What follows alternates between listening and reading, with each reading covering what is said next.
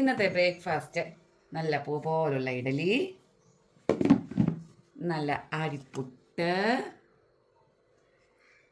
അരിപ്പൂടെ നല്ല കടലയുണ്ട്, ഞാൻ ഉണ്ടാക്കിയ കടലക്കറി, ഞാലിപ്പൂവിൻ്റെ പഴമുണ്ട്, പിന്നെ പപ്പടമുണ്ട്, പിന്നെ എനിക്ക് മാത്രമായിട്ട് മുട്ട പൊരിച്ചതുകൊണ്ട്. സത്യം പറഞ്ഞാൽ എന്നും എത്രയൊന്നും ഇല്ല കേട്ടോ.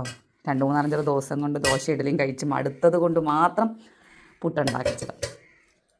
ഓക്കേ,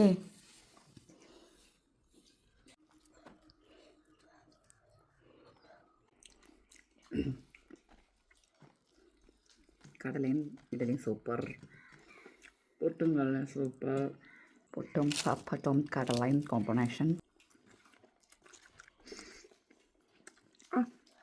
നല്ല കുക്കല്ല, സൂപ്പർ കടല.